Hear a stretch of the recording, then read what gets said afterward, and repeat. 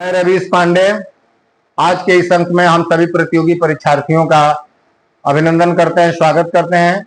आज का ये वीडियो मैं विशेष करके प्रतियोगी परीक्षार्थियों के लिए ही बना रहा हूं, जिसका मुख्य विषय है कि संविधान सभा का गठन कैसे किया गया।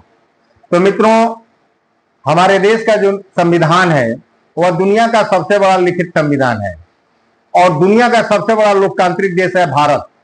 और भारत जैसे दुनिया के सबसे बड़े लोकतांत्रिक देश का संविधान जो लिखित संविधान के रूप में जाना जाता है वह भारत का संविधान है। तो भारत का संविधान दुनिया का सबसे बड़ा लिखित संविधान है और भारत दुनिया का सबसे बड़ा लोकतांत्रिक देश है। और भारत कई वर्षों तक, सैकड़ों वर्षों तक अंग्रेजों का गुलाम रहा। अंग्रेजों के पहले मुगलों का शासन रहा। मुगलों के पहले अनेक विदेशी जातियों ने भारत पे आए और अपना शासन किए। तुर्क के रूप में, हुड़ों के रूप में, यहूदियों के रूप में बहुत सारे लंबे काल तक भारत गुलाम रहा है। लेकिन जब आजादी हमें मिली तो आजादी के बाद से भारतीय शासन व्यवस्था के लिए कि भारत की सरकार कैसे चलाई जाएगी, भारत का शासन कैसे चलेगा, भारत की सरकार कैसे चलेगी, तो इसके लिए एक संविधान का निर्माण किया जाए। तो इसकी सुझाव किसने दिया? तो बता दूं मैं कि भारतीय संविधान सभा का गठन 9 दिसंबर 1946 में किया गया और भारतीय संविधान सभा का गठन सन 1946 ईस्वी में कैबिनेट मिशन योजना के सुझाव पर किया गया। कि ब्रिटिश सरकार के कैबिनेट मिशन योजना क्या था कि ब्रिटिश मंत्रिमंडल के, ब्रिटिश गवर्नमेंट के 3 मंत्रियों को भारत भेजा गया था, जिसमें एक थे एबी अलेक्जेंडर, दूसरे थे पैथिक लॉरेंस और तीसरे थे स्टैफोर्ड क्रेप्स। इन तीनों लोगों को भारत भेजा गया। इनका आने का मुख्य उद्देश्य था कि उस समय के जो अग्रणी नेता थे, भारतीय स्वाधीनता आंदोलन के जो मुख्य लोग थे, उन लोगों से विचार विमर्श करके, उनके साथ परामर्श करके, उनके साथ बैठ करके यह बताना कि सत्ता का हस्तांतरण के बाद, आजादी मिलने के बाद आप अपने देश की सरकार कैसे चलाएंगे, आपके देश का शासन व्यवस्था कैसे चलेगी। तो इसके लिए एक संविधान का निर्माण हो। और संविधान का निर्माण किसके लिए किया, किसके द्वारा किया गया? तो संविधान का निर्माण संविधान सभा द्वारा किया गया। और उस संविधान सभा का गठन जो है कैबिनेट मिशन योजना 1946 में जो भारत आया था, जिसके 3 सदस्य भारत आए थे, ब्रिटिश मंत्रिमंडल के वे तीनों सदस्य थे, एबी अलेक्जेंडर, पैथिक लॉरेंस और स्टैफोर्ड क्रेप्स। इन तीनों के सुझाव पर भारत में संविधान सभा का गठन किया गया और संविधान सभा द्वारा संविधान का निर्माण किया गया। और संविधान सभा की पहली बैठक हुई थी 9 दिसंबर 1946 को। 9 दिसंबर 1946 को जिस संविधान सभा की पहली बैठक हुई तो उसकी अध्यक्षता किए थे डॉक्टर सच्चिदानंद सिन्हा। डॉक्टर सच्चिदानंद सिन्हा की अध्यक्षता में संविधान सभा की पहली बैठक 9 दिसंबर 1946 को संपन्न हुई। लेकिन 2 दिन बाद डॉक्टर सच्चिदानंद सिन्हा को संविधान सभा के अध्यक्ष पद से हटा दिया गया। मुस्लिम लीग के लोगों ने सच्चिदानंद सिन्हा के नाम पर विरोध जताया कि अगर सच्चिदानंद सिन्हा संविधान सभा के अध्यक्ष बने रहेंगे तो हम लोग संविधान निर्माण की कार्यवाही में भाग नहीं लेंगे। तो डॉक्टर सच्चिदानंद सिन्हा को संविधान सभा के अध्यक्ष पद से हटा दिया गया और फिर 2 दिन बाद यानी 11 दिसंबर 1946 को संविधान सभा का अध्यक्ष बनाया गया डॉक्टर राजेंद्र प्रसाद को। और डॉक्टर राजेंद्र प्रसाद संविधान सभा के तब तक अध्यक्ष बने रहे जब तक हमारे देश के संविधान का निर्माण नहीं हो गया। तो मित्रों, यहाँ क्वेश्चन 2 तरह से बनते हैं कि संविधान सभा का अस्थायी अध्यक्ष कौन था या संविधान सभा का प्रथम अध्यक्ष कौन था।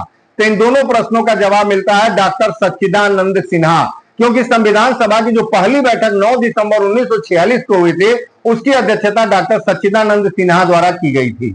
लेकिन उनके नाम पर जब विरोध जताया गया मुस्लिम लीग के लोगों द्वारा तो 2 दिन बाद डॉक्टर सच्चिदानंद सिन्हा को संविधान सभा के अध्यक्ष पद से हटा दिया गया और डॉक्टर राजेंद्र प्रसाद को संविधान सभा का अध्यक्ष बना दिया गया।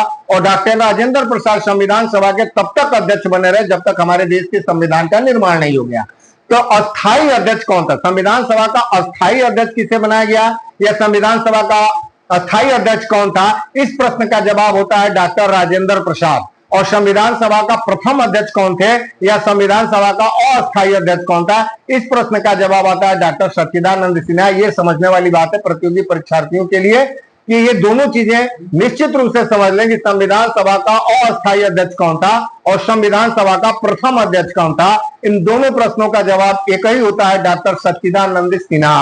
और संविधान सभा का अस्थायी अध्यक्ष कौन था, यह प्रश्न आ जाए कि संविधान सभा का अध्यक्ष कौन था और उसमें दोनों नाम दे दे, डॉक्टर सच्चिदानंद सिन्हा और डॉक्टर राजेंद्र प्रसाद। तो इस स्थिति में आप डॉक्टर राजेंद्र प्रसाद वाले विकल्प को सही करेंगे कि डॉक्टर राजेंद्र प्रसाद ही संविधान सभा के अध्यक्ष थे और संविधान सभा का अध्यक्ष डॉक्टर राजेंद्र प्रसाद को 11 दिसंबर 1946 को बनाया गया। जब तक वे संविधान का निर्माण नहीं हो गया तब तक राजेंद्र प्रसाद संविधान सभा के अध्यक्ष बने रहे। आगे हम बढ़ते हैं कि संविधान को बनने में 2 बरस 11 महीने 18 दिन का समय लगा था और हमारा संविधान 26 नवंबर 1949 ईस्वी को बनकर तैयार हो गया, लेकिन 26 जनवरी 1950 ईस्वी को देश का संविधान लागू किया गया।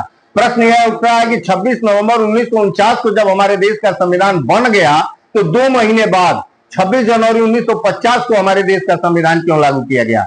तो इसके पीछे भी एक इतिहास है कि 1929 ईस्वी में कांग्रेस का जो अधिवेशन हुआ था, 1929 ईस्वी में कांग्रेस का अधिवेशन लाहौर में हुआ था, जो वर्तमान पाकिस्तान के में पड़ता है लाहौर। उस समय भारत पाकिस्तान का बंटवारा नहीं हुआ था। तो लाहौर में रावी नदी के किनारे 1929 में कांग्रेस का जो अधिवेशन हुआ, उस अधिवेशन की अध्यक्षता पंडित जवाहरलाल नेहरू ने किया था और उसी अधिवेशन में बाल गंगाधर तिलक द्वारा बहुत पहले इसकी आवाज उठा दी गई थी स्वराज का, लेकिन 1929 का जो अधिवेशन था कांग्रेस का लाहौर वाला, उस अधिवेशन में पूर्ण स्वराज्य का कांग्रेस के लोगों ने संकल्प लिया कि हमें पूर्ण स्वराज्य चाहिए।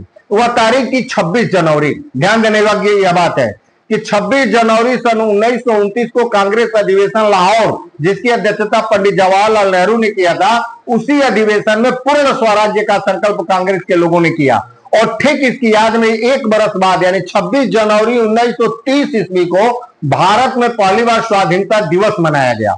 यही कारण था कि संविधान का निर्माण होने के बाद 2 महीने बाद, संविधान निर्माण हो जाने के 2 महीने बाद वह तिथि आने वाली थी 26 जनवरी, और 26 जनवरी 1950 को हमारे देश का संविधान लागू किया गया और संविधान को बनने में 63,96,729 रुपए खर्च आए थे। तो मित्रों, संविधान के बनने में 2 बरस 11 महीना 18 दिन का समय लगा, 63,96,729 रुपए व्यय हुए थे और